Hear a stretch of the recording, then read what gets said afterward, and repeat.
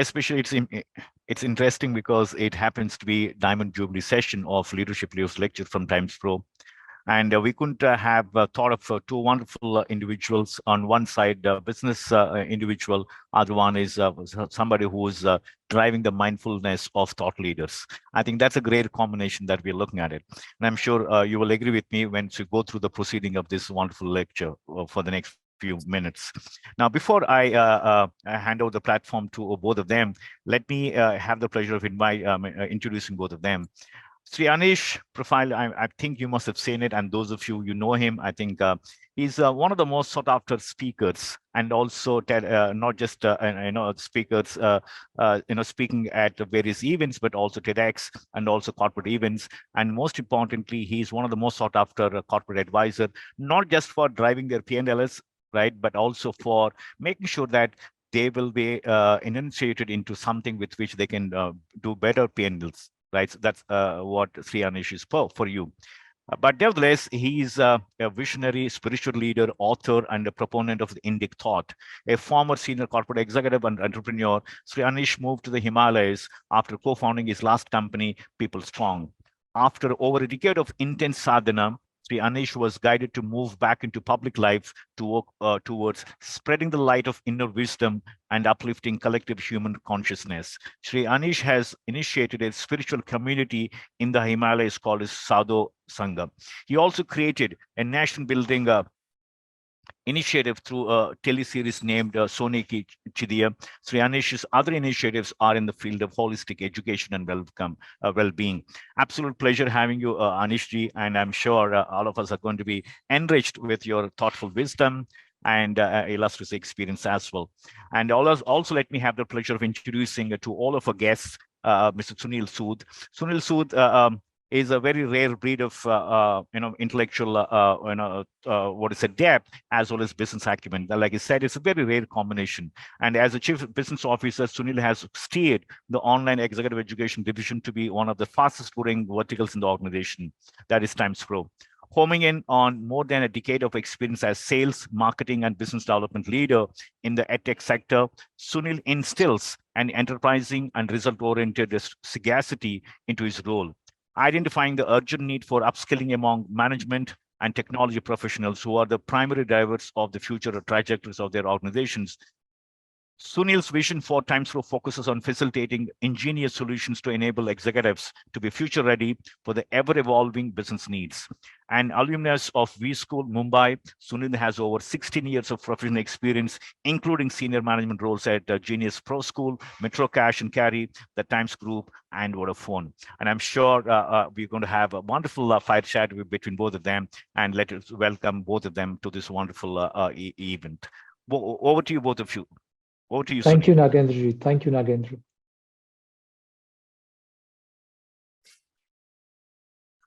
Thank you, Dr. Chaudhary. I think Sri Anish ji, welcome to this fireside chat. It's a pleasure and honor to have you. A very interesting topic, I must say. One that gets business heads like us doing some research before coming to a forum. It's not impromptu that a topic like emerging India and surging values is discussed.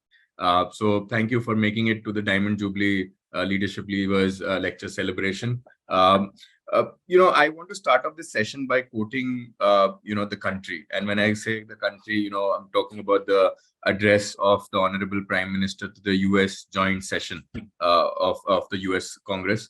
I'm going to probably spend the next 30 seconds in pulling out a quote in which he said that, in the evolution of democratic spirit, India is the mother of democracy. Millennia ago, our oldest scriptures said, Ekam Sat Vipra Bahuta Vedanti. It means that the truth is one, but the wise express it in different ways. Last year, India celebrated 75 years of independence. Every milestone is important, but this was a special one. We celebrated a remarkable journey over 75 years of freedom after 1,000 years of foreign rule from one to another. This was not just a celebration of democracy, but also diversity. And here is where it gets interesting, that this pertains not to constitution, but also of its social empowerment, not just of our competitive and cooperative federalism, but also essential unity and integrity. And I continue to quote an interesting data point that he shared. And he said that when I first visited the US as a prime minister, India was the 10th largest in the world. Today, India is the fifth largest and it will be the third largest economy very soon. We are not only growing bigger, but we are also growing faster.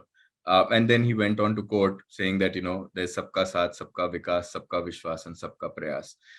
In a nutshell, while this is a very positive outlay of India's story, right, there is a fair degree of, challenges that we have also seen from a corporate construct or a social concept today.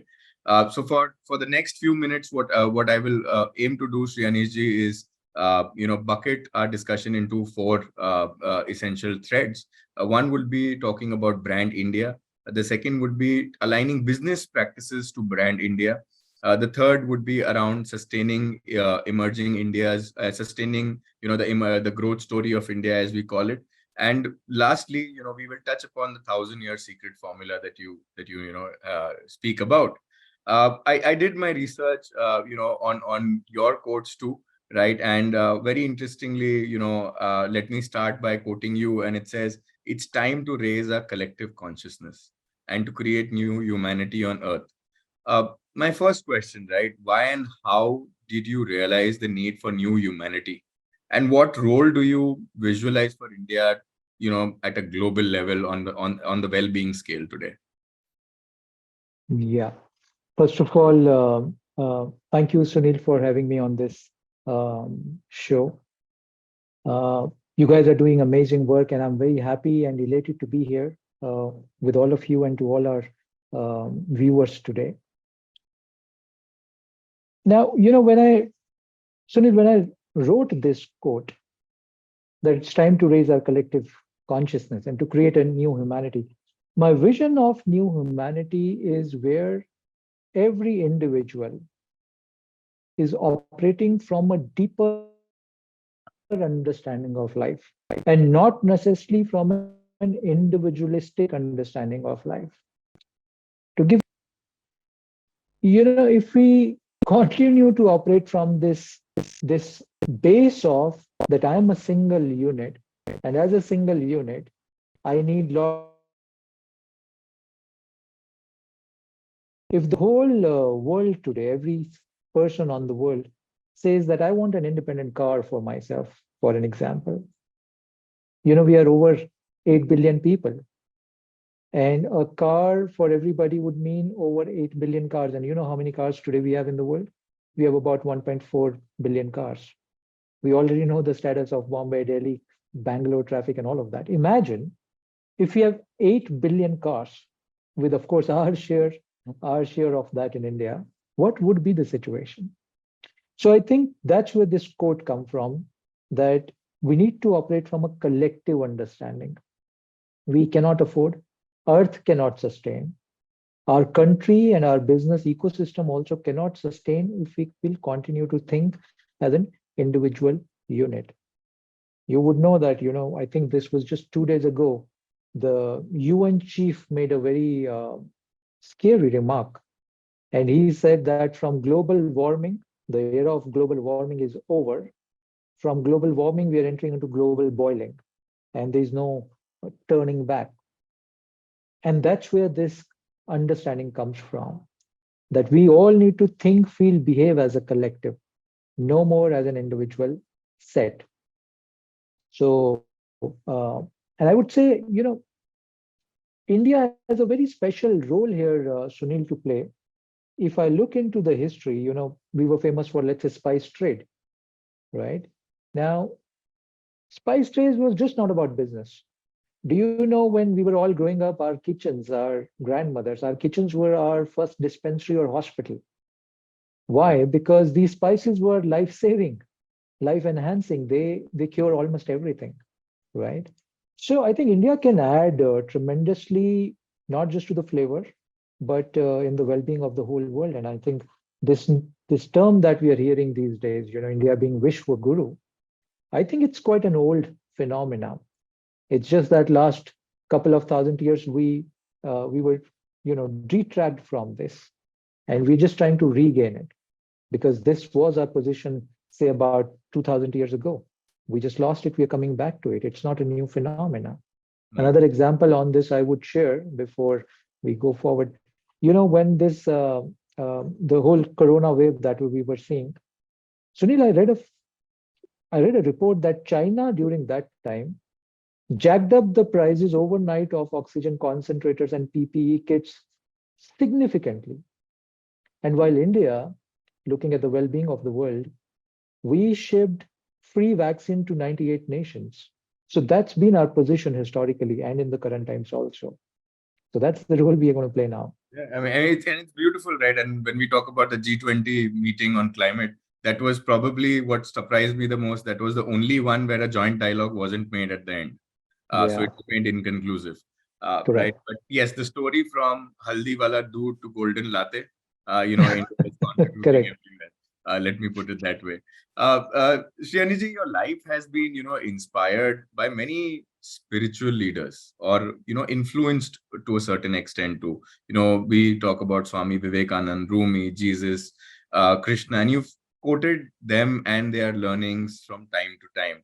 Uh, Let us know a little about you, your personal life, your professional journey, your entrepreneurial journey, and how do you take the ultimate spiritual leap of faith in your lifetime today. Yeah. So yeah, that's interesting. So just to put it in a very concise way, otherwise, biographical or autobiographical, details could go on and on and on. So I'll make it concise. After doing my master's, Sunil, I was in Delhi, did a job for a short while, but I realized I'm not cut out for a 9 to 6 kind of a job. And that's when the entrepreneurial journey started very early on in my career. And fast forward around 2005, around 2004, 2005, I co-founded this very successful company called People Strong. It's in the HR tech business. And 2 years into the running of that business as one of the co-founder, there was a deep, I would say, a quest to know what's on the other side of life. What's beyond the business sense of life. And that's when I kind of quit everything, renounced everything, moved to the Himalayas, because that was the beginning of a spiritual quest, I would say. And great masters and traditions from across the world has influenced my journey in many ways. And there are great lessons I've learned from this collective understanding. But it's very interesting, Sunil, that any tradition you look around the world, of any master, any tradition, any spiritual tradition we talk about, essential core, the message at the core is very common. We're all talking about that humanity and even business must be built on love and compassion. We're all talking about that, don't think individual self alone. That's not reality. Think oneness, which we in other terms call, let's say, circular economy. It's a circular motion. It's part of a one wheel, so to say. And I think if you integrate some of these values in your personal, professional, business, social life, I think three things happen at a great scale and at a very fast pace. Three gains happen. Number one, your purpose and focus becomes extremely sharp. Number two, you're able to create very large, meaningful impact when you're rooted into these teachings. And number three, the ananda which we're all running after, everything that we are doing is for the sake of joy, happiness, ananda. That starts to come naturally to you. So this is what this collective understanding do to one's life, in my experience. Thank you so much for sharing that. I read a few days back that people aren't earning money; they are buying back time. So it would be interesting to read how you took that plunge in detail someday. Coming to the Yes, sure. the thread that we wanted to start. Brand India first, right? Brand India is about a lot of things. Economy, the political spectrum, education, sports, human welfare. And you touched upon it a little bit. But what is India Inc. for you today? The way we look at it. Hmm. Uh, I'll put both these, you talked about brand India and then Indian Ink. I'll put Yes. this into one bucket. You see, if you look at, let's say, 5,000 years ago, Sunil, what has been India's brand value? And I think we're missing that. India's brand value traditionally from thousands of years has been her wisdom. And from this wisdom emerged all engineering, all science, be it medical, technological, everything emerged from this wisdom. And the proof of that is in India, every inventor was a rishi. I'm talking about ancient times. They were rishis who invented, modern science, which even things we're using today. For example, uh, Rishi Charaka, or Rishi Shushupta, who, 3,000 years ago, they were doing plastic surgery and, cataract operations. They were all rishis. So every science emerged from that. So that has been our brand value or brand image. The proof of that also is that I was surprised to see that even 70% of foreigners who come to India on visas, their reason of travel is spiritual. They're coming for spiritual reasons. So which means this brand India is still alive in their minds, this legacy. But I think we are somewhere moving away from that. We're not we're not building on it. We're not taking the whole benefit of this heritage of our brand image. uh, for an example, to give you an analogy, let's say Royal Enfield. Sunil, I'm also a motorbiker, by the way, huh? So an example from there, let's say Royal Enfield, they are traditionally been known. You When I say Royal Enfield or an Harley Davidson, you think about big bikes, right? Imagine Harley Davidson starts to create a 100cc scooty, a moped, or a Royal Enfield starts to do that. It's a brand devaluation, completely devastation. And some of them actually did that. A few years ago, Harley introduced perfume. It was a disaster. Leather jackets and boots and helmets are still understandable, but perfume, no biker would think about smelling good. It's all about petrol, metal, and tire, the rubber. We don't think about perfumes. So that was so I think this is what India needs to look at deeply. And India Inc., I think, missing on that big time. We're not really building on this. And this brand of India, which I'm saying wisdom, was built on a solid value system. We were known across the world for the quality of product and services that we were producing because, as I said, there were rishis, there were people who were deep enough, philosophers and scientists at the same time, who had very strong base of value system, and they build everything based on that. I think that's where India incorporation is lagging behind, I would say. We're becoming too westward oriented, shortcuts, quick fixes, and that I think is not going to go well in our favor. We will not. This is very short-sightedness, I would say. Uh, there's a lot of hope. There's a lot of potential in Indian Ink, but it's still not at the scale where I would love to see that. So that is my view on, I would say, brand India and what it needs to do to take it forward. Sure, sure. It reminds me, of people who stayed too close to a temple and therefore they don't visit. Right. Yeah, correct, correct, That's becoming a story. correct, Good. Sunil. Thanks, Sri Anish ji. There's one interesting move that is happening globally is where Indians are going today, right?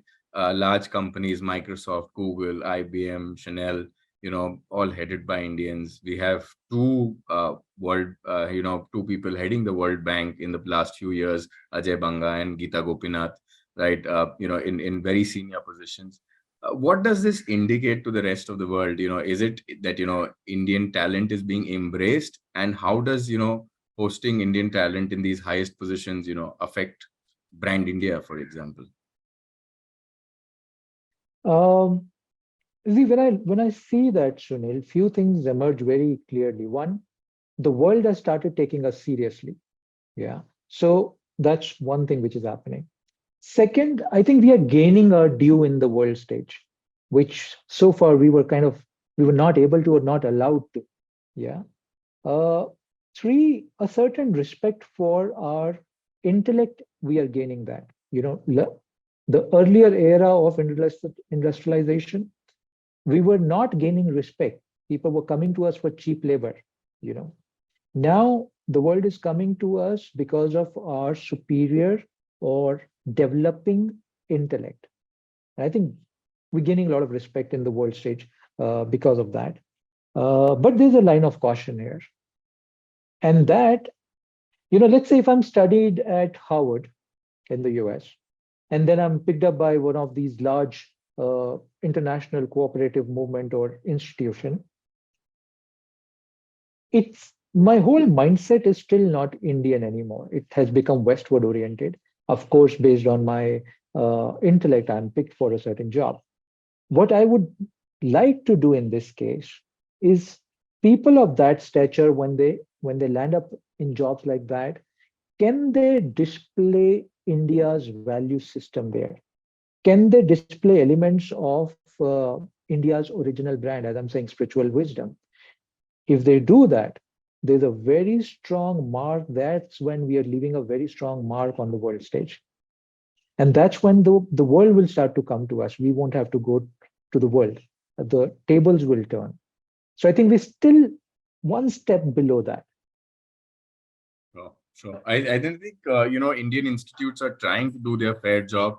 From my experience, one of the IIMs carry a tag of globalizing Indian thought, right? Wonderful. So, that's beautiful to see how thought leadership for Indians is being inculcated. And we have enough to give to the world, right? That's the way to put it across.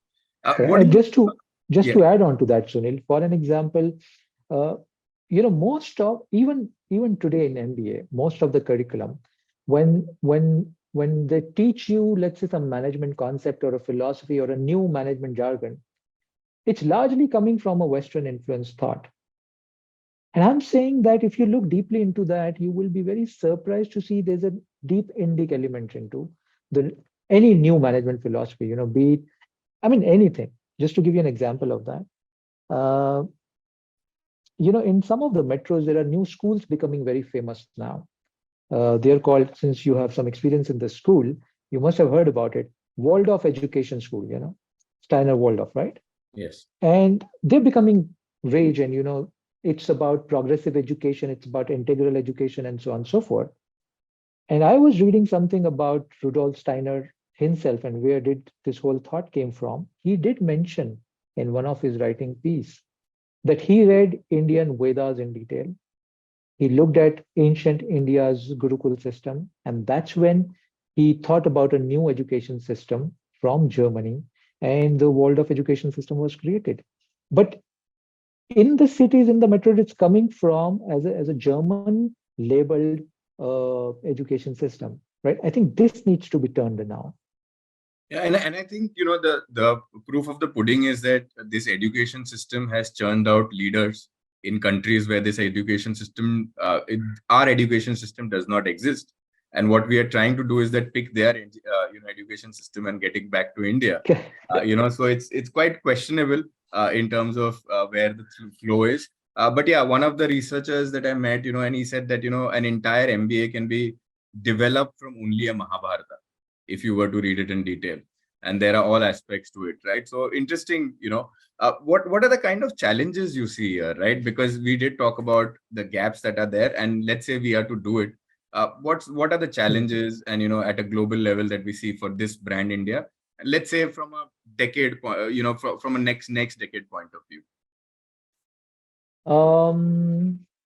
I think top would be Sunil, that we should not putting this as our agenda or the purpose.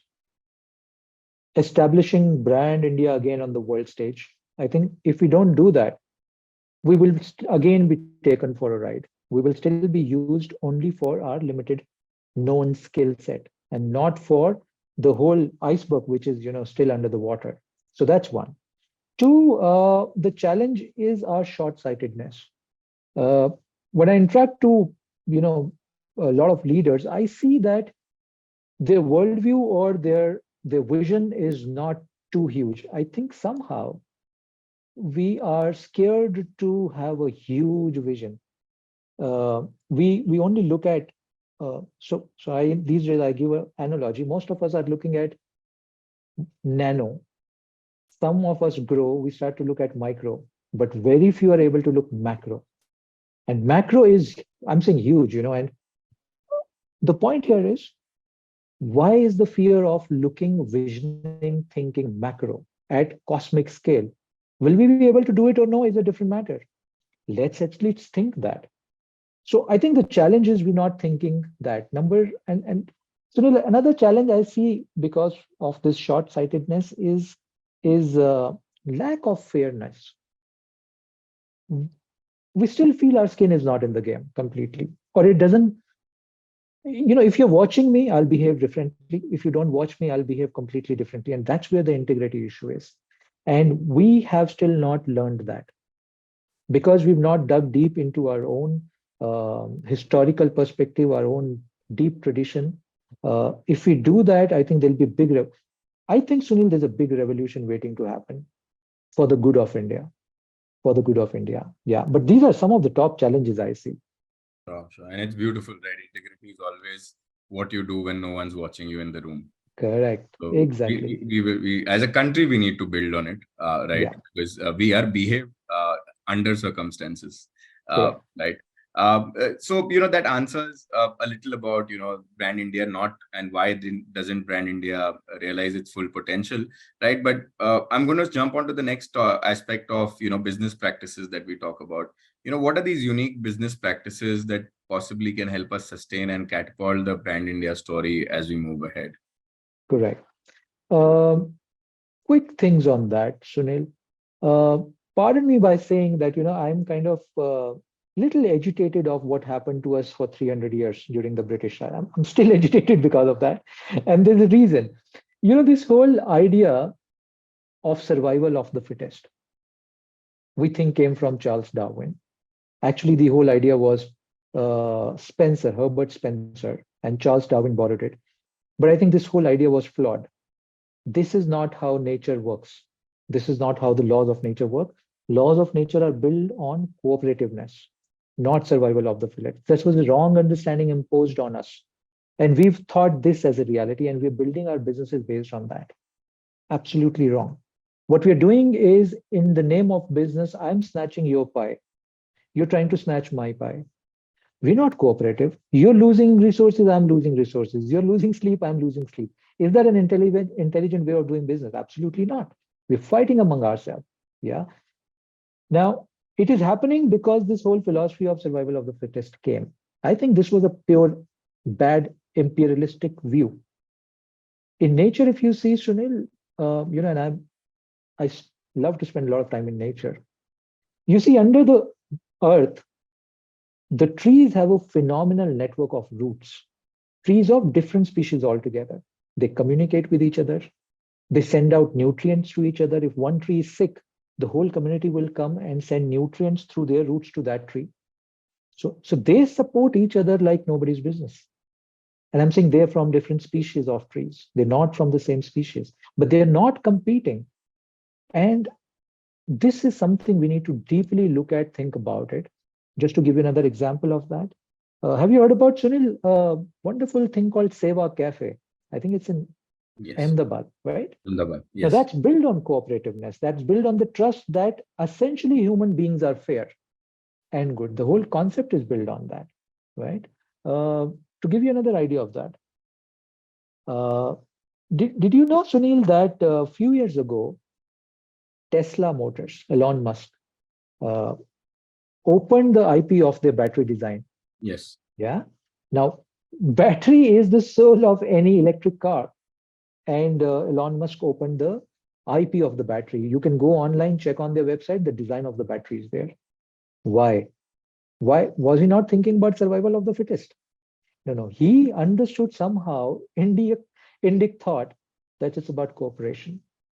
If you open your IP, let people copy it, what it will do in turn, it will start to expand the size of the market. And that's exactly what happened.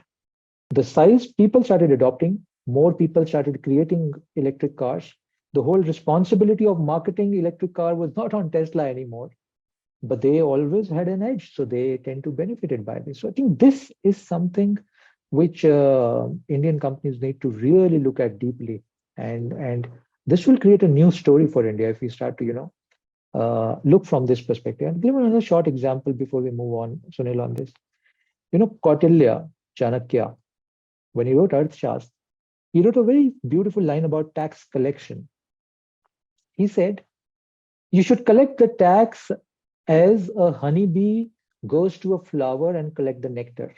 Flower doesn't even get to know that the nectar has been collected. I'm saying from tax, let's take it to the business world. We should treat our employees, take out work from them. We should treat our customers, we should treat our investors, all stakeholders exactly like this. You take the nectar like a honeybee. They don't feel pressure, they don't feel stress, they don't feel hurt, nothing. Even your competitor, we should treat our competitors like this. And you see, the ecosystem will be of a very different nature. Absolutely. And I think, it's important, to extract as much as it doesn't hurt the flower, or, what I would put in corporate terms today is that extract as per competence, not what can be extracted as per ability. Right. I think India Inc. more often than not, pushes people to ability or capability limit rather than a fair extraction of work limit. But interesting thoughts, in terms of how India should think and how we can position ourselves today. Talking about what India Inc. does today, a lot comes from the West. That's right. And sometimes we customize it. Sometimes, we have copy paste that works the best. Right. What, in your view, should be India's approach? Right. Because we have a lot to offer to the world. At the same point of time, we adapt and, transform more into them at times rather than being ourselves. So what's your view? And, can we really export back to them rather than importing, culture, values, or ways of operation? I think, Sunil, they're really waiting for us to start this export. World is in dire need for that. But see, what it needs is little bit of deep stick investment and investigating our own historical perspective, our own wisdom. As I gave you the example of Waldorf schools, Steiner schools. There is so much that we have, Sunil, but we're not looking inward. We're looking outward. With all due respect to all great leader friends that I have in the business community, most of them in the morning would look at, top 3 business channels of the US.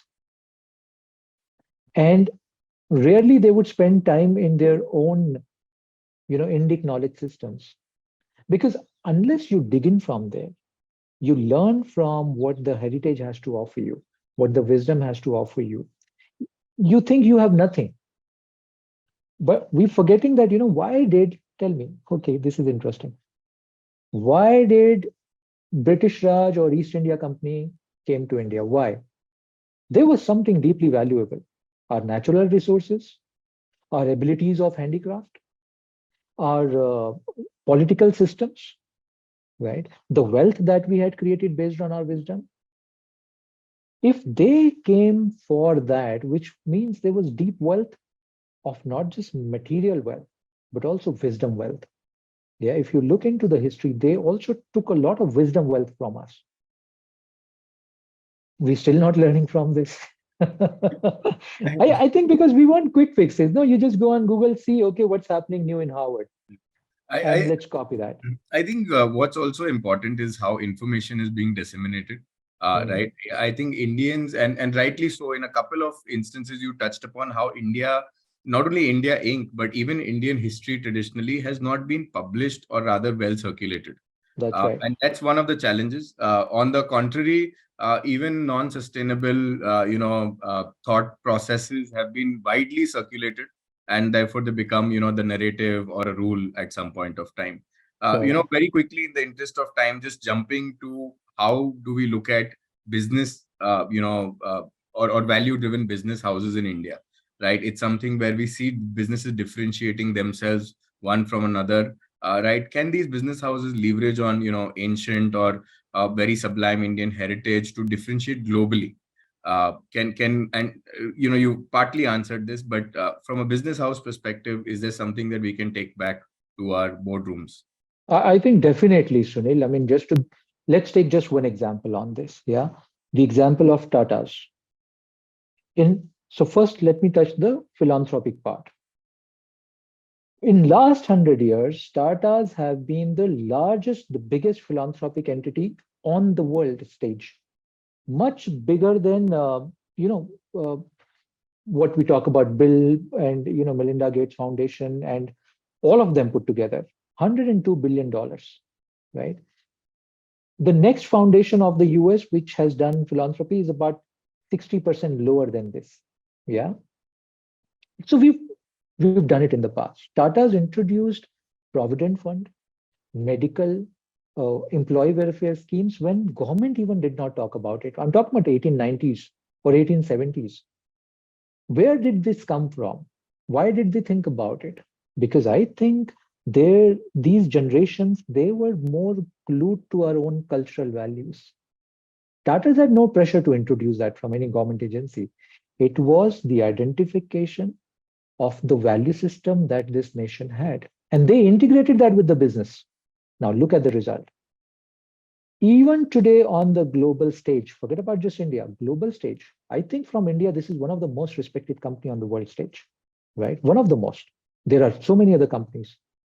I've seen people, Sunil, when they go out in India to buy something, if Tata offers that, they would still want to buy that. Where? Because Tata integrated the value system of our nation, people still love them, respect them, and want to buy their product. There's a sense of affiliation that we have for Tatas, right? I think this is the example that if you look at your own value system and what your tradition and culture has to offer, integrate with the business, you have a great leverage to be taken in the world stage. People will take you very seriously and respect you. See, if you don't respect your own home, then if I'm talking to you, then I'm seeing you as just a transactional person. Absolutely. I'm not seeing the depth. That's where it is. Absolutely. And we did have the privilege of having a Tata Group CEO for our 50th Leadership Lever lectures. And one thing that he did call out was that Tata was able to transform gold buying habits, right? It's the most difficult thing to replace your traditional family jeweler.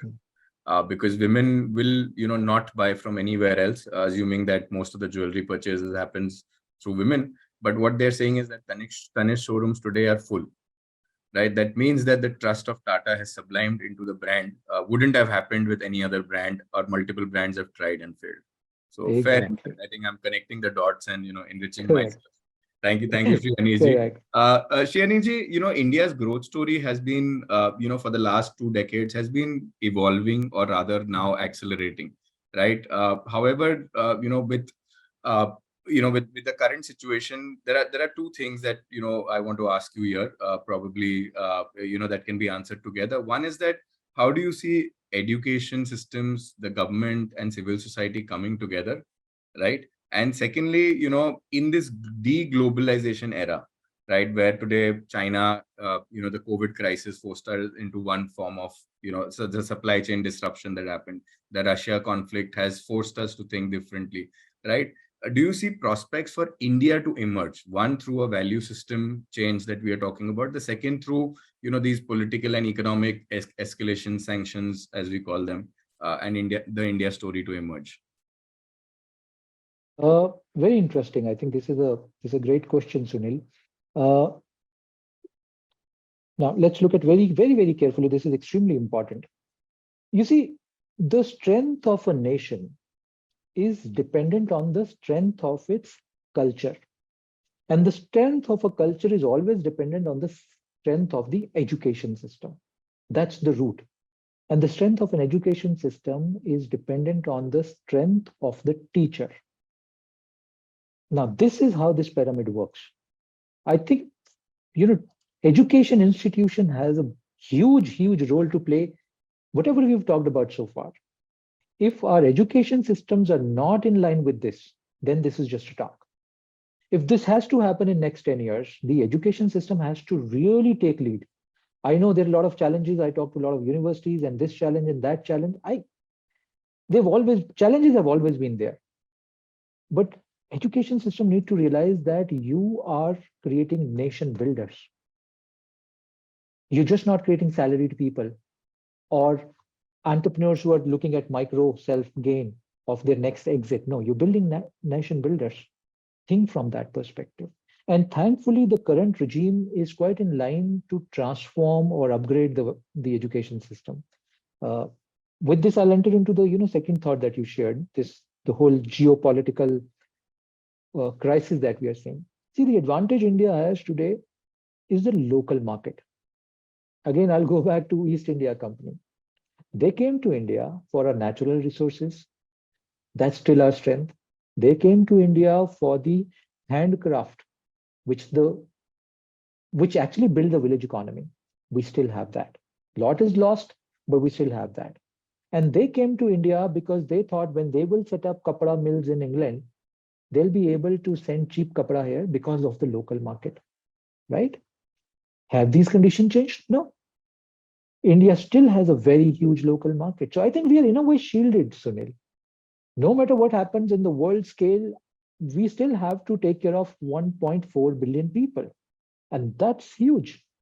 Even if we start to take care of them, I think we're talking about a great success story. And on top of it, I think if we start to take deep interest in the local village economy, you will see a very different India. Absolutely. And I think that's a missing link. We'll talk about that. That's Absolutely. a missing link. And I think, it again, I'm going to jump to the, Prime Minister's address to the US Congress, where he said that, 1 out of every 6th person on the planet is Indian, right? So we do have that advantage as we speak. Correct. But then coming to India, Sri Anish, there's a lot of disparity and sometimes very blaring, right? And I stay in Mumbai, where, high rises overlook shanties. And that's the story of a large number of metros that we live in. Statistically quoting, 10% of the Indian population holds 77% of the nation's wealth. Right. 73% of the wealth generated in 2017 and thereafter went to the richest 1%. 670 million Indians who comprise of the poorest half of the population saw only 1% increase in their wealth. 119 billionaires in India. It's not a pretty story after 75 years of independence. The rich are becoming richer and the poor are becoming poorer. How do you see this dichotomy of India? While I would say India is growing, but is Bharat really degrowing? एक शब्द होता है हिंदी में उसको बोलते हैं संशोधन, a small change in the narrative here. You said poor are becoming poorer. Well, factually, that's not correct, Sunil, because there has been 1% gain in the poverty. Even if it is 1%, so they're not becoming poorer. Yes, their upscale is, in terms of speed or value, is lower than the richer. I agree. Just to give you an example, I spend some time in Delhi these days also, apart from being on the mountains most of the time. And just yesterday, I was in Delhi and then I was taking a flight to Dharamshala. In the morning, you have the sweepers coming in and car washers coming in the localities. Sunil, I saw these guys were coming on, second-hand scooty. Unthinkable. Just about 10 years ago, 7 years ago, they would come on second-hand bicycles. Now, in the same locality, they're coming in second-hand scooty. So there's been increase. But yeah, I agree with you, the distance is huge. What is the fix? I think what happened, post-independence, we made a few massive mistakes. And one of them was not taking care of the village economy. When Britishers left, they had already almost destroyed the village economy, the craftsmanship and the local, handlooms and all of that. I think we did not look at it deeply, because if the Bharat has to grow, then the village economy has to grow. Villagers need not to come to urban areas. The village economy, the village ecosystem has to grow. And that's where I think we made some mistake. The growth started centering around the metros. I see a shift coming in there also. Yeah. But to me, that's the only way to bring Bharat at parity with India. Otherwise, it is very, very difficult. Unless the local economies grow, village crafts grow, we give more emphasis to, craftsmanship, because, traditionally, Sunil, our craftsmanship gave us economic strength. We were, let's say, जब हम कपड़ा silk का हाथ से बुनते थे या मलमल का हाथ से बुनते थे, there's still deep value the world sees in this handicraft, which even machines cannot beat today, right? And that if we start to do that, there's a huge upliftment of the village economy will start to happen. But it has to happen very systematically. So the city life can bring equality to a certain extent, but the village life can bring equity to the system. That's the way. Absolutely.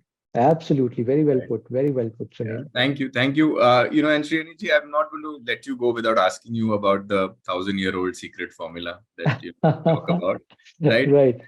What are your learnings from your professional and spiritual journey, you include while interacting with your followers, learners, business leaders? How is Yeah. it important to strike that balance? Correct. Very important. Sunil, I think I'll give you 3 pointers here. Number one, and this one I will speak in Hindi. You see, Bharat has always been about learning. प्रकृति से जुड़ना हमें सिखाया जाता था, प्रकृति को भोगना नहीं सिखाया जाता था. To translate in English, we were taught to take natural resources and establish our connect with nature with deep gratitude. We were not plunderers of the nature. Sustainability was inbuilt into our psyche, right? I think that's one of the learning I've learned in life, and I keep imparting that to all my listeners and all the sessions that I take. So I think that's one very, very important. Number two, and COVID proved that, the fundamental philosophy, Sunil, of life is in others' well-being lies your well-being. Alone, you cannot achieve your own well-being. If people around you are unhappy, you cannot achieve unhappiness. If people around you are sick, you cannot be healthy. And COVID proved that. If there was one strain of virus in your apartment block of, let's say, 200 houses, everybody was at risk. This was nature's way of telling you that, look, you're not alone. Unless the whole community grows, you cannot grow. Unless the whole community is safe, you are not safe anymore. So I think that's a very profound learning I got, and I keep sharing that. We have to think collective, we have to think community. We were still, we were talking about village and share. We have to think like one nation, not village and share as two different entities. So that's second. And number three is that I see we are losing our interest or our trust in higher intelligence. We're trying to play God. We're forgetting that we are this much. Our intelligence is this much. On your own, you can't even digest your own food. You can't even breathe on you. If left to myself, in this discussion, I'll forget to breathe and die. There is a higher intelligence playing, and that is a phenomenal phenomena. What we've missed is how do you connect to that higher intelligence? And I see a lot of people across the world. Germany is doing a lot of work on that. US, Navy SEAL is doing a lot of work on that, taking from Indic knowledge systems. They are trying to learn how do you connect to the higher source of intelligence so that the download is quite heavy. And in simple bhasha, you become absolutely intuitive, right? And I think we're missing on this capability. I just feel if our business leaders have that, imagine the kind of policies, thoughts, and innovation that we'll start to see in life. Yeah. You're on mute, Sunil. You're on mute. Sorry. I'm saying it's been an all value system, where we talk about the body, mind, and the intellect. And, that system exists in India. It's a part of our culture. Not in the books, not in too many books, I would say, but, surely we will, take that, and reflect on it. A lot of students are attending this session. They are early career, few working professionals, a lot of senior professionals also attending this, right? How can a student or a corporate professional, right, take your learnings and apply it in life, right? Because what we've spoken about largely is about companies and macro and countries and value Correct. systems, right? And I'm talking on behalf of the students, and I'll say, so what should I do? Make it. Correct. So, what I see, Sunil, now in this the digital world that we're living in, I think we've all become sucker for content. There's a huge overload of content everywhere. What students need, what we all actually need, is not more content anymore. What we need is a quiet mind, not more content. Yeah. I think Chat GPT will be able to generate much better content than my own mind. But what I need is to develop a quiet mind. And if I'm able to develop a quiet mind, then the second thing I would need with that is a very open heart. And that's where again we are missing. All our training, Sunil, unfortunately, is on this faculty, not on this faculty. There's been research which has proved now the intuitive power of your heart is 6 times more than the intuitive power of your mind. There's an intuition happening in your heart. We're just not utilizing this capacity. It's like I have a smartphone here, but can you see? Yeah, I have a smartphone here, but I'm still using the button function of this to type. That is about it. I'm not utilizing it. So I think these two. So if a student or a working professional has to do, I've given two key messages. Number one, develop the quiet mind. Number two, develop an open heart. And with that, number three, really focus on the health because new health pandemics are coming. Diabetes and lifestyle disease is one of them. And with that, number four, a very strong willpower. I see our youth has a low willpower. So that's another. If we are able to build these four pillars, so new possibility, new future altogether.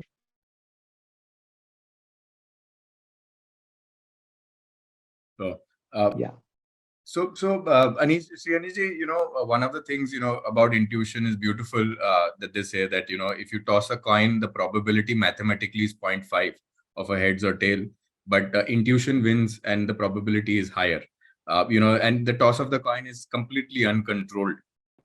So interesting data points, and there is research to back this, correct. that Correct. intuition is actually higher than mathematical probability in that scenario too.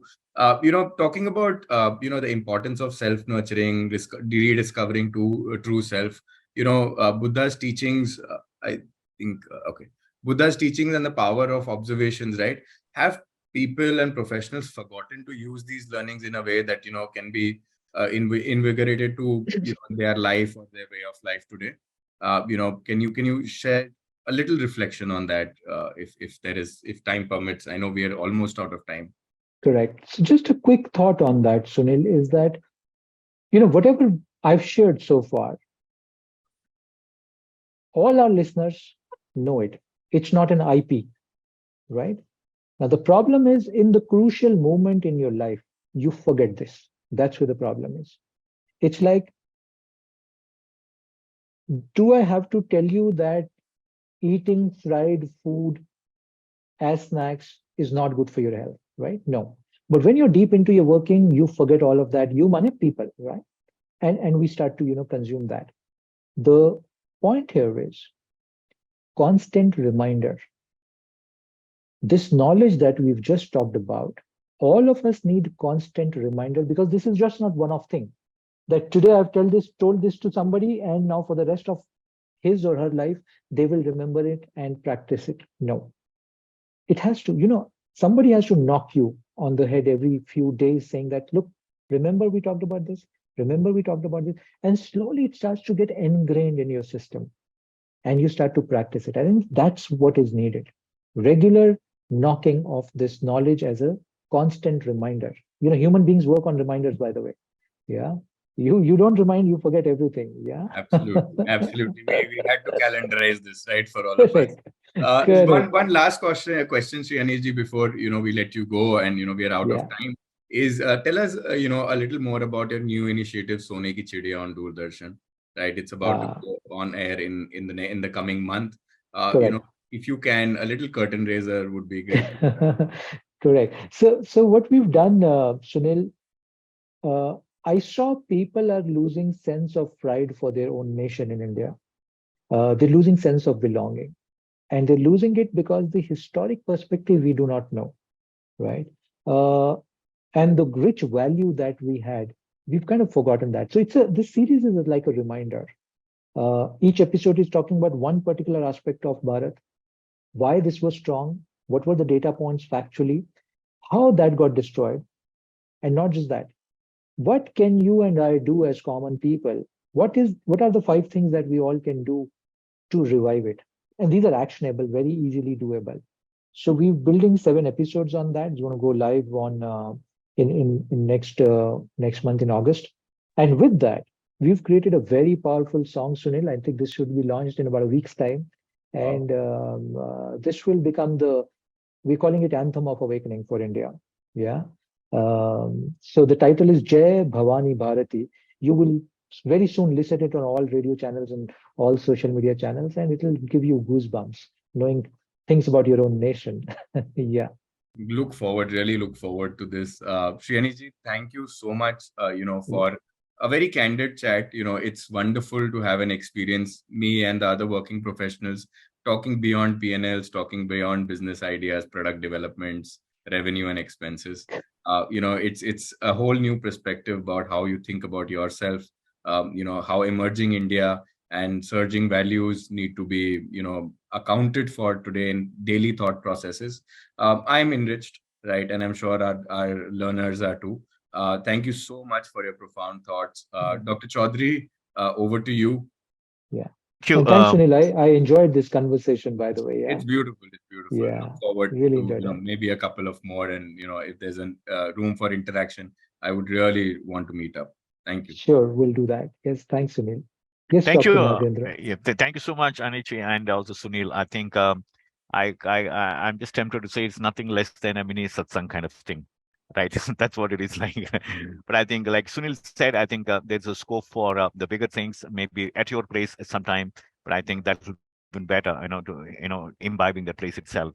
I think there are quite a few questions, but then, like Sunil said, we already overshot the time, and I'm sure a lot of people must be waiting for you, so Anishi. But I think, with your permission, I'll just take 2 questions if that's okay with you, Anishi. Sure, let's do Yeah, that very yeah, quickly. Yeah. yeah. I think this is a question from not a question. I think she's again. I think the what you said, reminded. I think this is a question from Ramya Prasad, and her question is, could you please repeat the 4 things, Anishji, which you said? I know I know that she lost the connection, in between, and the words were broken. So if you could repeat those 4 things that you said, I think for the generation. I actually said, Three. Nagendra, Three.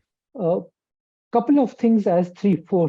Yeah, yeah, yeah, yeah, yeah. Which one she's referring to? If you give me a hint of that, I because at think many places I said these are 3 things, these are 4 things, so on and so forth. yeah, I think the last but one question that Sunil was asking about the Ah, message right, to this right, working right. professionals.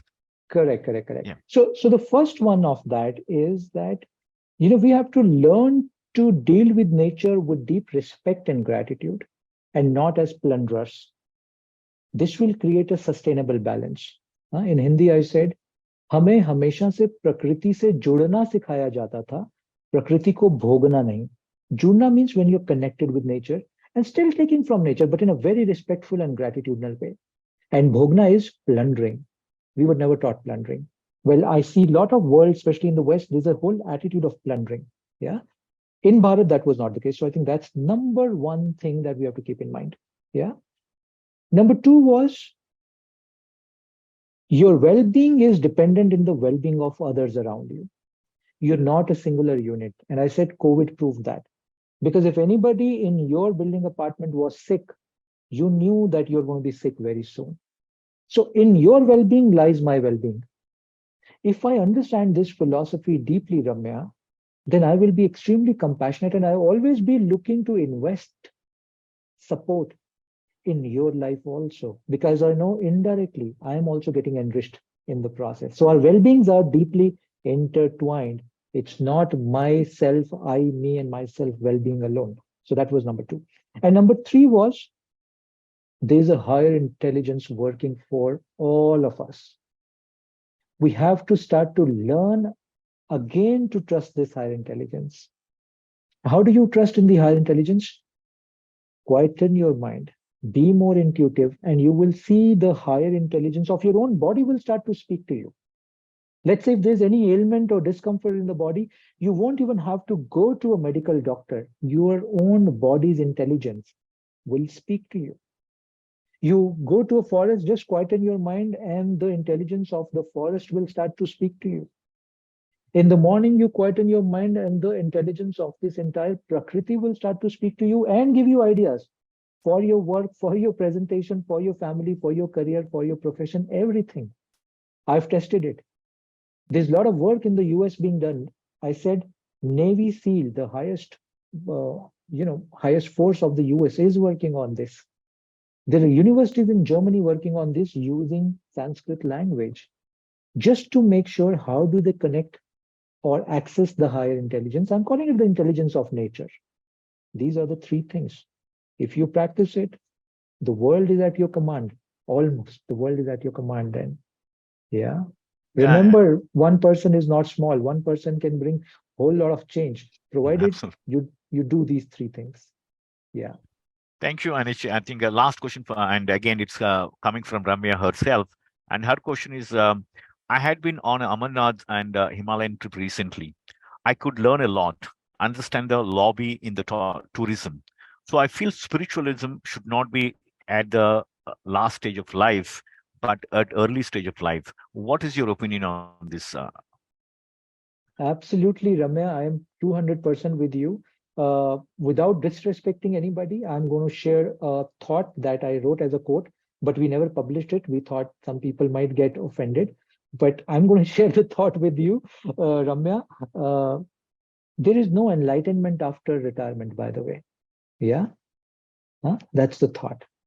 What I'm indicating is the spiritual quest must start very early on in life, when you have a lot of vigor, when the mind faculties are very sharp, and not just for, it will not make you recluse, Ramya. It will make you very enriched. You'll become much more impactful in your work, and you will never get tired by even working 18 hours a day. It will enhance your systems like you can't even think about. So I think spirituality is actually a must in everybody's life. It's not something that you do post-retirement. Not at all. I'm with you, Ramya, on this. Yeah. Thank you so much, Anish, once again from all of us at TimesPro and from all of our learners and all of our colleagues. It has been an absolute pleasure hosting you and also with Sunil, especially on an interesting topic, right? I think it's I think like Sunil said, I think we have covered the countries, we have covered the companies, and we have covered society. I mean, all sort of, I think, yeah, that's all that we could do in a small time window that we had. But it's absolute pleasure to having you, Anishi, especially on this wonderful topic, and especially on this occasion of having a 75th leadership lever lecture for us. And like I said, we couldn't have thought a better person than you to celebrate the 75th leadership leaders lecture. And that's what I think the new I think evolving leadership is all about, mixing this the business or the, let's say, value with the values, because emerging India is all about value, and then values is what we're looking at it. I think that's a great combination, and that's a combination that we're looking at it. From all of us, once again, thank you so much, Anish. Thank you. Thank you, Anish. Thank you, Sunil. Thank you, Sunil. Thank you, Thank all of our participants. Thank you so much. Yeah. Thank you.